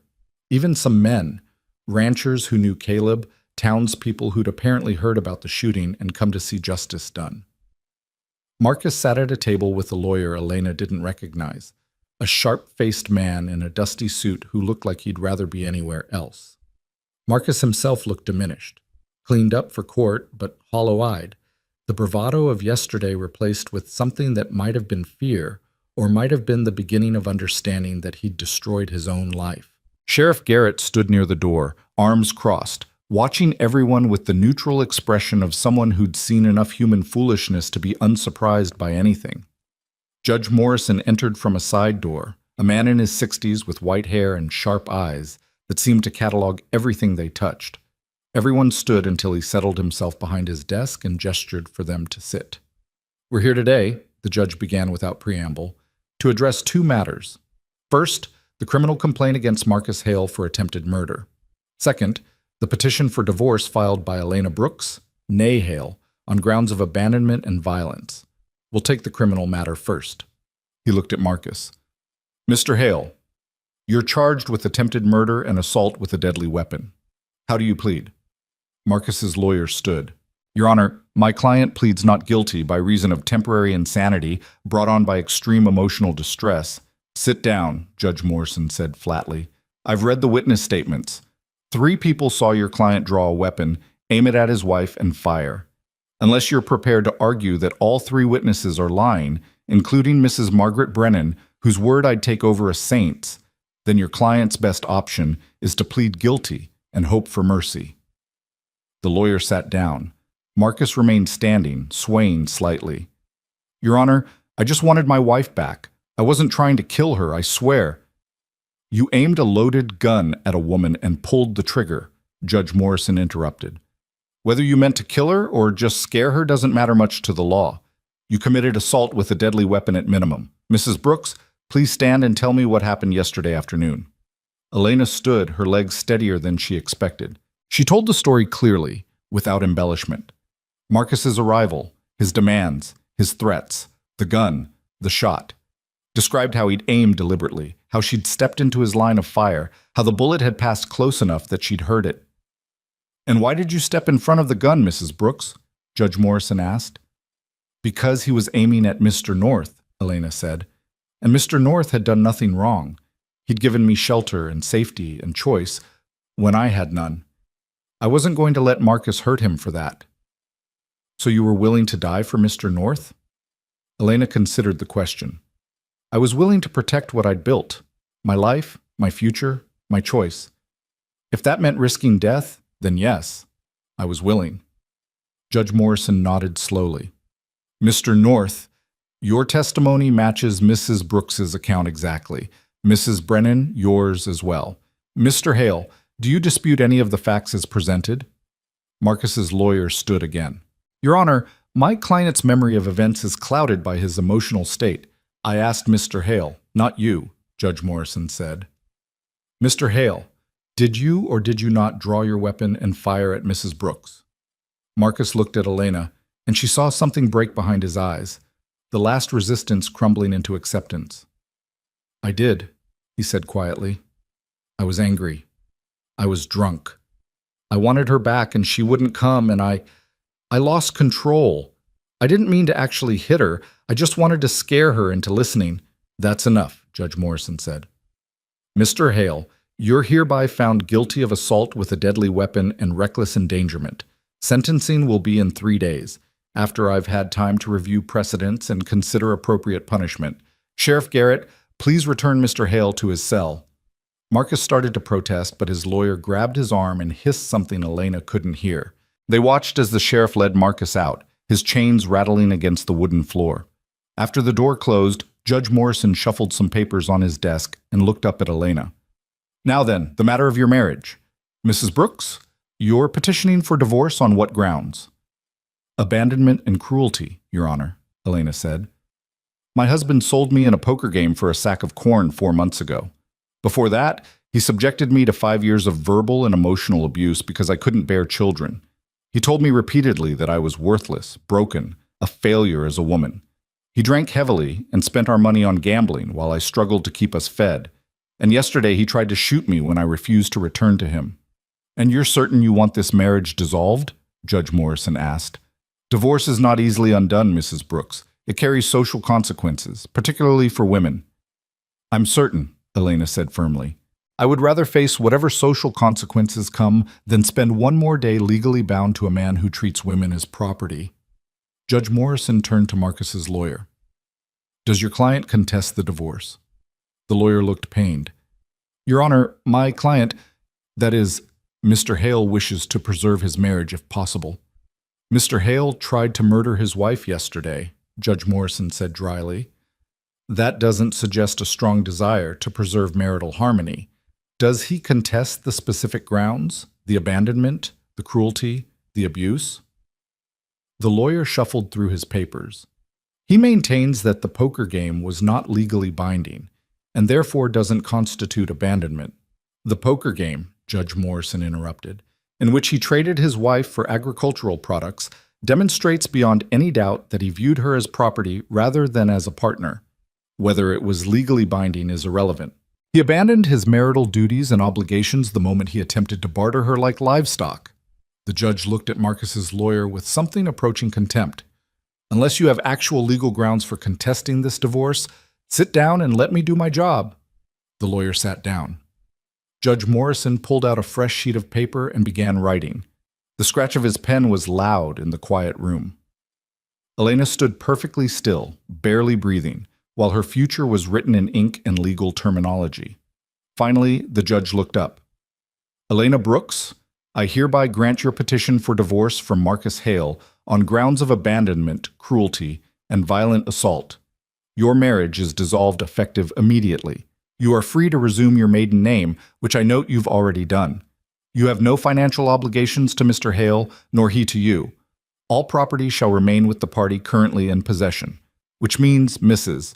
Brooks, that anything you brought into the marriage or acquired during it belongs solely to you." Elena felt something unlock in her chest. A door she'd been holding closed with all her strength suddenly swinging open, flooding her with light and air. "Thank you, Your Honor."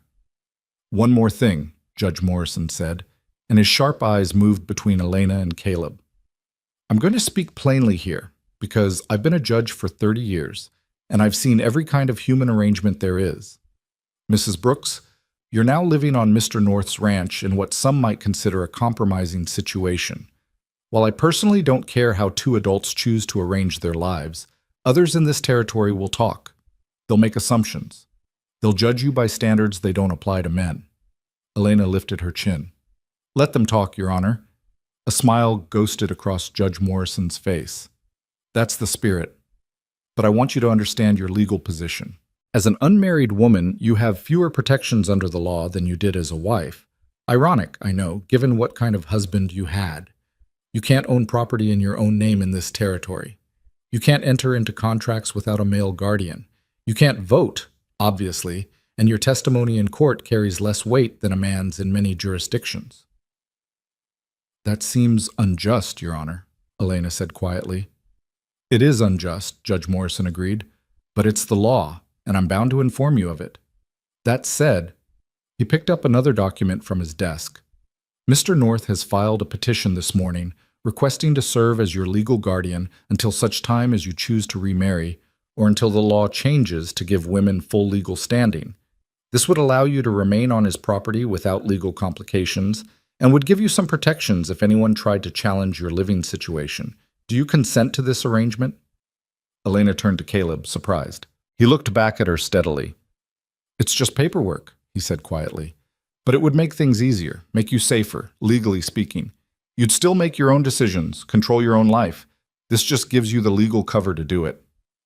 And if I wanted to leave, Elena asked, could I? Anytime, Caleb said. This doesn't bind you to me or the ranch. It just protects you from other people who might try to bind you against your will. Elena looked back at Judge Morrison. I consent, Your Honor. Then it's done, the judge said, signing the document with a flourish. Mr. North is now your legal guardian, with all the responsibilities and none of the actual authority that entails, since I suspect Mrs. Brooks would feed you your own teeth if you tried to exercise any real control over her life. A ripple of laughter went through the spectators, and Elena felt her face heat.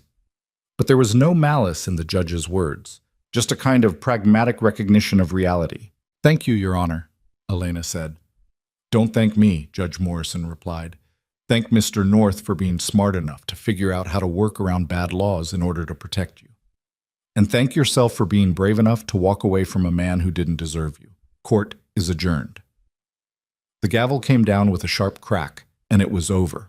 5 years of marriage dissolved in less than an hour of testimony and paperwork. Elena stood in the sudden noise of people standing and talking, feeling untethered and weightless, like she might float away if something didn't anchor her. Caleb's hand found hers, warm and solid. You all right? I'm free, Elena said, and her voice cracked on the word. I'm actually free.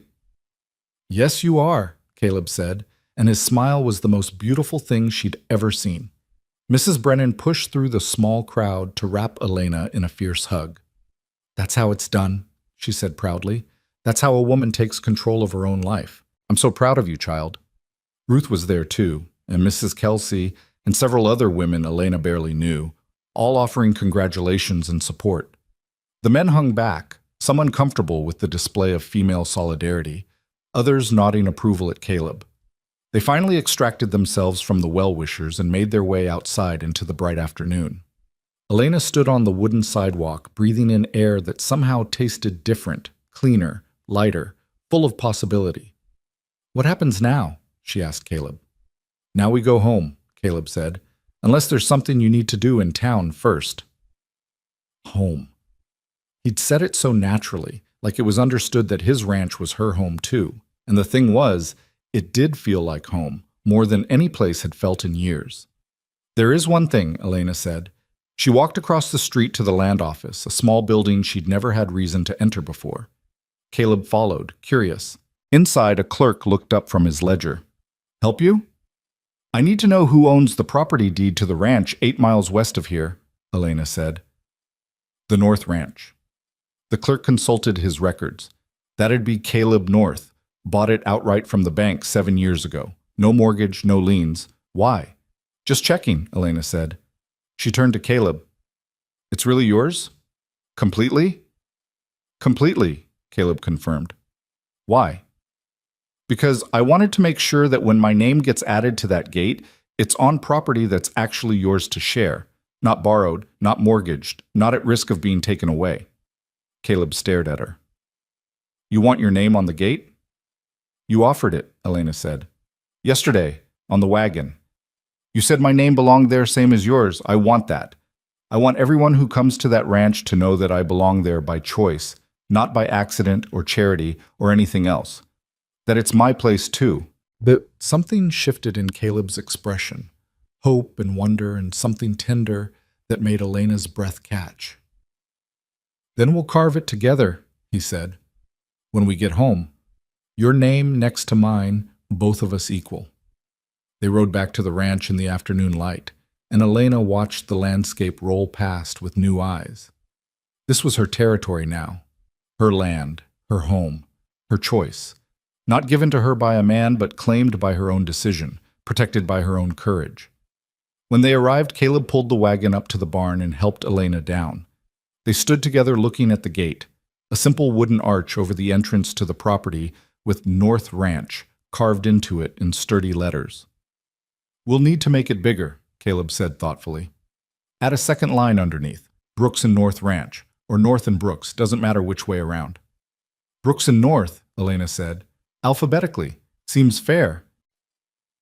Caleb went to get his woodworking tools, while Elena changed out of her court dress into her practical work clothes, the pants and shirt that had belonged to Sarah, which Elena now thought of as simply hers. When she came back outside, Caleb had a measuring stick and was sketching plans on a piece of paper. "Come look," he said. "Tell me what you think." Elena studied his sketch. The new line would fit perfectly underneath the original, the letters sized to match. Brooks and North Ranch, in the same sturdy script. "It's perfect," she said.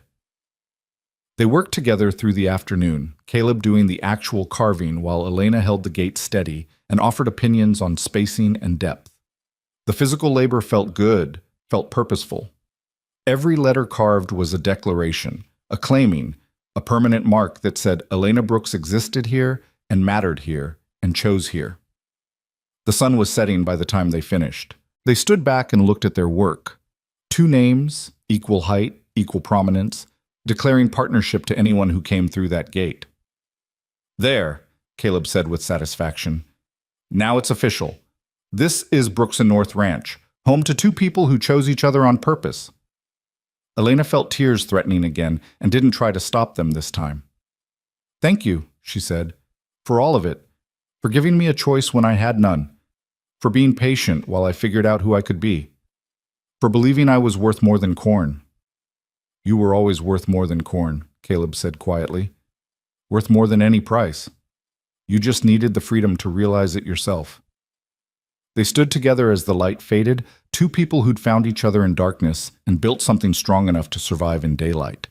Elena thought about the woman she'd been 4 months ago, silent in a saloon, traded like livestock, convinced she was worthless. That woman felt like someone she'd read about in a book, distant and unreal. She was Elena Brooks now, co-owner of a ranch, survivor of violence, woman who'd stood in front of a gun and declared her worth, woman who'd divorced a man who didn't deserve her and claimed a future she'd built with her own hands. "Come on," Caleb said finally. "Let's go inside. I'll make dinner while you rest. You've had a long day." But Elena shook her head. "Let's make dinner together. Partners, remember?" Caleb smiled, that slow, genuine smile that transformed his usually serious face. "Partners," he agreed. They walked toward the house together, passing under the gate with its new declaration carved in wood. Inside, they moved through the familiar rhythms of evening, building up the fire, preparing food, setting the table. But something had shifted, become settled. The uncertainty that had hung between them for months had crystallized into certainty. Over dinner, soup and fresh bread, simple and satisfying, Caleb asked the question Elena had been expecting. "What happens now? I mean, we've got your name on the gate and the legal situation sorted, but what do you want for the future, long term?" Elena took a sip of water, gathering her thoughts. "I want to build this place up, make it more sustainable, more diverse. I want to expand the garden, maybe add some fruit trees. I want to learn everything you know about ranching and then figure out what I can add to it. I want—" She paused, then continued more quietly. "I want to figure out who I am when I'm not defined by what I lack. When I'm not Marcus's barren wife or Caleb's charity case. Just Elena Brooks, rancher, partner, woman who gets to decide her own worth." "You're not a charity case," Caleb said firmly. "You never were. You're the best decision I've made since I bought this place." "And what do you want?" Elena asked. "For the future, I mean." Caleb was quiet for a long moment. "I want what we're building right now. This partnership where we both contribute, both benefit, both choose to stay because we want to, not because we have to. I want—" He stopped, started again.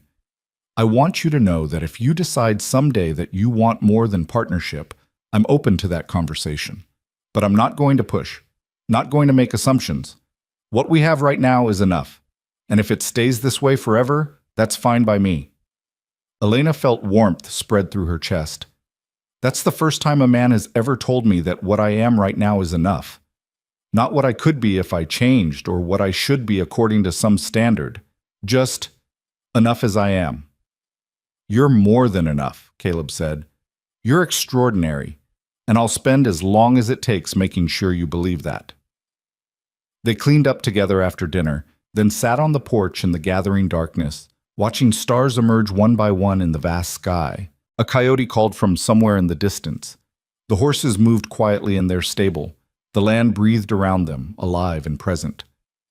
I'm happy, Elena said, surprised by the realization. Right now, in this moment, I'm actually happy. Good, Caleb said. You deserve to be. They sat in comfortable silence while the night deepened around them. And Elena thought about journeys and destinations, about how sometimes salvation came not in being rescued, but in being given the freedom to rescue yourself. About how the strongest foundations were built not on need, but on choice. 4 months ago, she'd been property. Tonight, she was a partner, sitting on the porch of a ranch that bore her name, planning a future she'd chosen for herself. It wasn't a fairy tale ending. It was better. It was real. Earned through courage and sustained by consistent daily choosing, and Elena wouldn't have traded it for anything. Summer arrived with the vengeance, turning the prairie gold and baking the earth until it cracked. Elena woke each morning before dawn to work in the garden before the heat became unbearable, her hands in the soil, coaxing life from dirt and water and stubbornness. The tomatoes she'd planted in May were heavy with fruit now, and she'd added squash, beans, potatoes, herbs that Mrs. Brennan swore by for cooking and medicine both. Caleb worked alongside her most mornings, the two of them moving in practiced synchronization, one weeding while the other watered, one harvesting while the other planned the next planting. They developed a language of glances and small gestures, communication that didn't require words. It was comfortable, this partnership they'd built, solid as the house they shared, reliable as the sunrise. But something was shifting beneath the comfort, like a current running under still water. Elena felt it in the way Caleb's hand would linger a moment too long when passing her tools. Felt it in the way his eyes followed her across the yard. Felt it in her own quickening pulse when he rolled up his sleeves and she caught sight of the corded muscles in his forearms, weathered and strong from years of hard labor. They were circling something, had been for weeks now. Ever since the divorce, ever since her name had been carved into that gate alongside his. A question neither was quite ready to ask, an answer neither knew how to give. 2 months had passed since Judge Morrison dissolved her marriage. 2 months of Elena learning what it meant to exist without fear, without expectation, without the crushing weight of being insufficient. She'd grown into herself in those months, found muscles she didn't know she had, discovered opinions she'd been suppressing, claimed space she'd been taught to apologize for taking. Ruth visited most Sundays now, bringing her 3 children who ran wild with Caleb's barn cats while the women worked in the garden or mended clothes on the porch. During one such visit in late July, Ruth watched Elena kneading bread dough with efficient motions and said casually, "You look different than when I first met you at the branding." Elena paused mid-knead. "Different how?" "Lighter," Ruth said thoughtfully. "Like someone lifted a weight you'd been carrying so long you forgot it was there. And the way you are with Caleb, it's nice to see. 2 people who actually like each other's company." "We're partners," Elena said, returning to her kneading. "Partners," Ruth repeated with a knowing smile. "That what you're calling it?" Elena felt heat rise to her face. "What else would we call it?" "I'm not saying there should be another name for it," Ruth said, holding up her hands in mock surrender. "But I've been married 7 years, Elena. I know what it looks like when 2 people are dancing around feelings they're not quite ready to name. And you and Caleb? You're dancing." After Ruth left, Elena stood on the porch, watching the sun set in brilliant oranges and reds, thinking about dancing and naming and the gap between wanting something and being brave enough to reach for it. She'd claimed so much already, her freedom, her name on a gate, her place in this world. But claiming another person's heart, offering her own in return, that felt like a different kind of courage. The next morning, Sheriff Garrett appeared at the ranch with news. Elena was collecting eggs when she saw him riding up, and her stomach clenched with old instinct. Authority meant trouble, meant consequences, meant nothing good. But Caleb was already walking out to meet him, and the sheriff was smiling, so perhaps not all trouble after all. "Mrs. Brooks, Mr. North," Sheriff Garrett called out, dismounting. "Got some news from Judge Morrison you'll want to hear." Elena set down her egg basket and joined them. "What kind of news?" "Marcus Hale's sentencing came through yesterday," the sheriff said. "Judge gave him 5 years for assault with a deadly weapon to be served at the territorial prison in Canyon City. No chance of early release given the nature of the crime. He's being transported there tomorrow morning." Elena felt something release in her chest that she hadn't realized she'd been holding. 5 years, she repeated. "Could have been worse," Sheriff Garrett said. Judge was inclined toward 10, but Marcus's lawyer argued that his intoxication and emotional state should be considered mitigating factors. Judge compromised at 5, said it was enough time for a man to either find redemption or confirm his own damnation. "Thank you for letting us know," Caleb said. "There's one more thing," the sheriff said, pulling an envelope from his coat. "Marcus wanted me to give you this, Mrs. Brooks. I read it first. It's my job to review prisoner correspondence, and I can tell you it's not threatening, but you don't have to take it if you don't want to." Elena stared at the envelope like it might bite her. Part of her wanted to refuse it, burn it unseen, deny Marcus even this small connection. But another part, the part that had spent 2 months learning to face difficult things head-on instead of hiding from them, needed to know what he had to say. "I'll take it," she said, accepting the envelope. After the sheriff left, Elena walked out to the far pasture where she could be alone. She sat under a cottonwood tree, the envelope heavy in her hands, and almost convinced herself not to open it. But finally, curiosity and perhaps some lingering sense of closure won out. She broke the seal and unfolded the single page inside. Marcus's handwriting was shakier than she remembered, probably from withdrawal or stress or both. The letter was brief. "Elena, I don't expect you to forgive me. I don't deserve it, but sitting in this cell for 2 months has given me time to think, without the fog of whiskey dulling my brain, and I need to say some things even if you never respond. You were never the failure. I was. I took a good woman and tried to break her down into something I could control because I was terrified of my own inadequacy. I blamed you for not giving me children when the truth is I would have been a terrible father. I can see that now.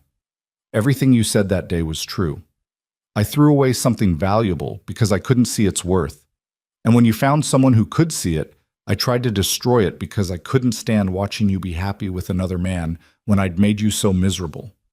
I'm not asking for forgiveness or reconciliation. I'm just saying I'm sorry.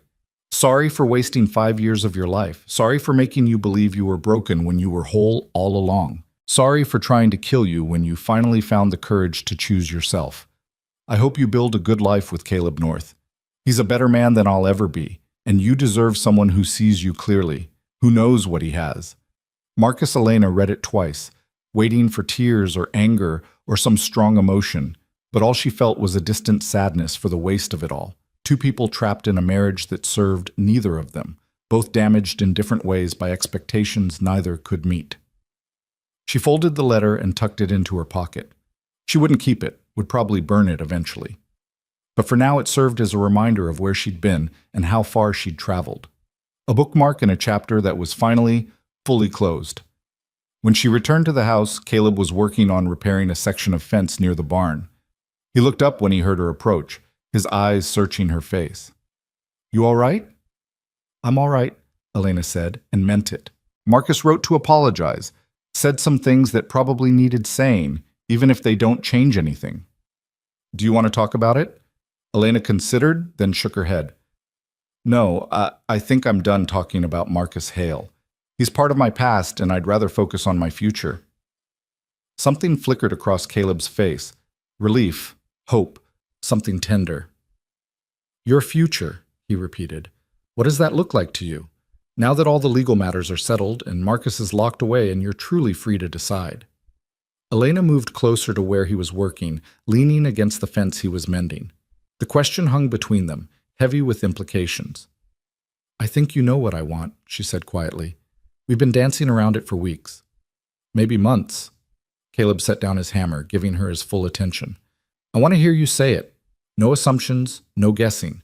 Just you telling me what you want. Elena took a breath, gathering courage. I want to stop dancing around it. Stop pretending that what we have is just partnership, just friendship, just convenience. It's more than that. It's been more than that for a while now, and I think you feel it too. I do, Caleb said, his voice rough. Have for months. But I didn't want to push, didn't want you to feel pressured or obligated. I don't feel pressured, Elena interrupted. I feel ready. For the first time in my life, I feel ready to choose someone, not because I have to or because I'm supposed to, but because I genuinely want to. Because being around you makes me better, makes me braver, makes me believe I'm worth more than I was taught to accept. Caleb stepped closer, closing the distance between them, but still not touching, still giving her space to change her mind. What exactly are you saying, Elena? I'm saying I want more than partnership, Elena said, her heart hammering but her voice steady. I want what comes after dancing around something. I want to know what it's like to be chosen by someone who sees all of me, the broken parts and the healing parts and the strong parts, and chooses me anyway. She stopped, suddenly breathless with the enormity of what she was offering. Caleb's eyes held hers, patient and steady, waiting for her to find the words. I want you to kiss me, Elena said finally, simply. If you want to. I want to know what it feels like to be kissed by someone who respects me, who waits for permission, who sees me as more than a vessel for children or a servant for household tasks. I want to start building something new, with you, on purpose. Caleb's hand came up slowly, giving her time to pull away, and cupped her face with a gentleness that made her throat tight. His thumb traced her cheekbone, his touch reverent. I've wanted to kiss you for months, he said quietly. Wanted to show you what it could be like when someone touches you with care instead of cruelty. But I need you to be absolutely sure, because once we start down this path, I'm not going to want to go back. You'll be choosing me, and I'll be choosing you, and that's a beginning of something that could change everything. I'm sure, Elena said. I've never been more sure of anything. Caleb leaned in slowly, still giving her time to change her mind, to pull away, to say no. But Elena stayed exactly where she was, her eyes on his, her breath quickening with anticipation and something deeper. Hope, maybe. Trust. The belief that this moment wouldn't disappoint her. When his lips touched hers, it was nothing like the kisses she'd endured with Marcus. Those had been demanding, possessive, focused on taking rather than giving. This was different. This was gentle and questioning, a conversation without words. Caleb kissed her like she was precious, like she mattered, like her pleasure was as important as his own. Elena's hands came up to rest on his chest, feeling his heart beating steady and strong beneath her palms. The kiss deepened gradually, naturally, both of them learning the shape and taste of the other. When they finally pulled apart, both breathing harder, Caleb rested his forehead against hers. That was, he started. Worth waiting for, Elena finished, and she was smiling, actually smiling, joy bubbling up from somewhere deep inside. Definitely worth waiting for. They stood like that for a long moment, foreheads touching, breathing each other's air. Then Caleb pulled back enough to look at her properly. So what happens now? Now we build, Elena said. Together, slowly. We figure out what this looks like when two people choose each other without desperation or pressure or someone else's expectations. We learn each other. We make mistakes and fix them. She paused, then continued more quietly. We create something neither of us has had before. Something good. I like the sound of that, Caleb said. He kissed her forehead gently, then her cheek, then stepped back. But we should probably do it properly. No more sneaking around the edges of what we want. I want to court you, Elena Brooks. Want to take you to town on Sundays and let everyone see that we're together by choice. Want to bring you flowers from the meadow and make you laugh and show you every day that you made the right decision when you chose this life. You already do show me that, Elena said. Every day, in 100 small ways. Then I'll find 100 more, Caleb promised.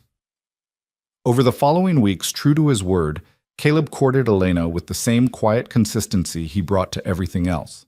He brought her wildflowers and left them on the kitchen table where she'd find them in the morning. He taught her to ride better, taking her on long trips across the ranch to show her places he loved.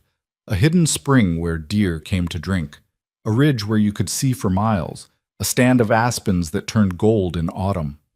He asked her opinion on ranch decisions, listened carefully to her ideas, implemented the ones that made sense. And Elena courted him back in her own way. She learned what foods he liked best and made them without being asked. She mended his favorite shirt when it tore, fixing it so carefully the repair was nearly invisible. She sat with him in the evenings and told him stories about her childhood, the good memories she'd buried under years of bad ones, teaching him who she'd been before Marcus, who she was becoming now. They kissed often, learning each other through touch. But Caleb never pushed for more, never assumed that one kind of intimacy entitled him to another. He let Elena set the pace, following her lead, showing her through patience that her comfort mattered more than his desire. In September, Mrs. Brennan visited with news that the territorial legislature was debating a bill that would give married women the right to own property in their own names. Probably won't pass this session, she said pragmatically, but the fact they're debating it at all means things are changing, slowly, too slowly for those of us who'll be dead before we see real equality, but changing nonetheless. How long do you think, Elena asked, before women have the same rights as men? Mrs. Brennan laughed, but it was tired. Longer than I'll live to see, but maybe not longer than you will. Your generation, the ones coming after, you'll push further than we could. You'll make changes we could only dream about. After Mrs. Brennan left, Elena and Caleb sat on the porch watching the sunset. Elena was quiet, thinking about rights and changes and futures that might not include the people who fought hardest for them. "What are you thinking about?" Caleb asked. "About how much had to be wrong before I could find my way to something right," Elena said slowly. "About how I had to be sold like property before I could understand I was never property at all. About how Marcus's cruelty led me here, to you, to this life. And I don't know if I should be grateful for the journey or angry about the necessity of it." "You can be both," Caleb said. "Things can be terrible and transformative at the same time. What matters is what you do with it, what you build from the wreckage." "And what are we building?" Elena asked. Caleb was quiet for a moment. "A partnership that looks like marriage but isn't constrained by what marriage usually means. Two people choosing each other every day, sharing a life, sharing work, sharing themselves. Building something that matters to both of us, not because the law requires it or society expects it, but because we want it." "That sounds nice," Elena said, "but also fragile. What happens when the wanting changes, when one of us wakes up and decides this isn't enough anymore?" "Then we talk about it," Caleb said simply. "Make new agreements. Adjust the terms. Or part ways if that's what's needed, though I hope it won't be. The difference between this and what you had with Marcus is that this is built on choice, on consent that can be given or withdrawn, on the understanding that neither of us owns the other." Elena reached over and took his hand, lacing their fingers together. "I don't want to part ways. I want to keep building this, want to see what it becomes when we give it time and care and honest effort." "Me too," Caleb said, squeezing her hand gently. October brought the first frost, and with it a decision that had been growing in Elena's mind for weeks. One morning over breakfast, she said carefully, "I've been thinking about the house, about our sleeping arrangements." Caleb looked up from his coffee, alert. "All right. We each have our own room," Elena continued, "which was necessary at first, essential even. I needed that space, that door I could lock, that guarantee of privacy, but I don't need it anymore. Or rather," she corrected herself, "I don't want it anymore. I want to share a room with you, share a bed, share that kind of intimacy." Caleb set down his cup carefully. "You're sure? There's no rush, Elena. We can keep things as they are for as long as you need." "I'm sure," Elena said firmly. "I've had 6 months to figure out who I am without a man controlling my body and my space. And what I've figured out is that I'm someone who wants to share herself with you. Not because I have to, not because it's expected, but because I choose to, because I trust you. Because I want to know what it's like to be intimate with someone who sees me as an equal partner." Caleb's hand found hers across the table. "Then We'll take it slow. Learn each other. You tell me what you want, what you don't want. You stop me if anything doesn't feel right. This is about both of us, but your comfort comes first, always. That night, Elena moved her few possessions into Caleb's room, the larger of the two bedrooms with windows that faced east to catch the morning sun. They talked through the afternoon about expectations and boundaries, about Elena's fears and Caleb's promises. And when they finally came together in the big bed with its warm quilts and soft pillows, it was nothing like what Elena had known before. Caleb touched her like she was valuable, asked permission before removing each piece of clothing, stopped when she tensed and waited for her to relax before continuing, showed her that intimacy could be about giving pleasure as much as receiving it, that her satisfaction mattered, that her body was her own, even when she chose to share it. Afterward, lying in Caleb's arms while he traced idle patterns on her shoulder, Elena felt something she'd never experienced after intimacy with Marcus. Contentment. Peace. The sense that she'd shared something rather than had something taken. "Thank you," she said quietly. "For what?" "For being patient. For treating me like I matter. For showing me that this could be good." Caleb pressed a kiss to the top of her head. "It's good for me too. Better than I knew it could be when two people are actually choosing each other." They fell asleep tangled together, and Elena woke in the middle of the night to find herself still held safely in Caleb's arms. No part of her wanted to pull away, to put distance between them, to protect herself from vulnerability. She felt safe here, chosen, valued. She felt loved, though neither of them had said the word yet. Winter came early that year, a hard frost in November that killed the last of the garden. Elena and Caleb worked together to harvest what could be saved, to prepare the ranch for the cold months ahead. They'd laid in supplies, repaired buildings, made sure the cattle had access to shelter. And then one morning, Elena woke to find the world transformed by snow, everything white and clean and new. They spent the short, cold days working together and the long nights talking by the fire. Caleb taught Elena to play chess, and she proved to have a strategic mind that regularly beat him. Elena taught Caleb songs her mother had sung, her voice finding confidence in the safety of their home. They read together from Caleb's small collection of books, taking turns with the passages, sharing thoughts about what they meant. On Christmas Eve, Caleb gave Elena a box wrapped in brown paper. Inside was a leather journal, hand-bound, with blank pages waiting to be filled. "For your thoughts," Caleb said. "Your stories, your plans for the ranch, or recipes you want to remember, or just whatever you want to put down in writing." So there's a record of Elena Brooks, not as someone's wife or someone's property, but as herself. Elena ran her fingers over the smooth leather, throat tight with emotion. "I don't know what to write." "Start with today," Caleb suggested. "Write about this moment, about what you're feeling, and then tomorrow write something else. Build a record of your life, one day at a time." That night, Elena made her first entry in careful handwriting. December 24th, 1874. "I am Elena Brooks, co-owner of Brooks and North Ranch. Today I received a gift from Caleb North, my partner in this life I'm building. I am no longer defined by what I cannot do, but by what I choose to create. I am learning what it means to be valued. I am learning what it means to value myself. This is not the life I imagined when I was young. It's better. It's real. It's mine." Spring came again, as it always did, melting the snow and turning the prairie green. Elena planted her garden again, but this time with Caleb's help from the start, the two of them planning together what they wanted to grow. Mrs. Brennan visited in April with news that Marcus had been released early for good behavior after serving 3 years of his sentence, but had immediately left the territory, heading east toward St. Louis. Elena felt nothing at the news beyond relief that he was gone for good.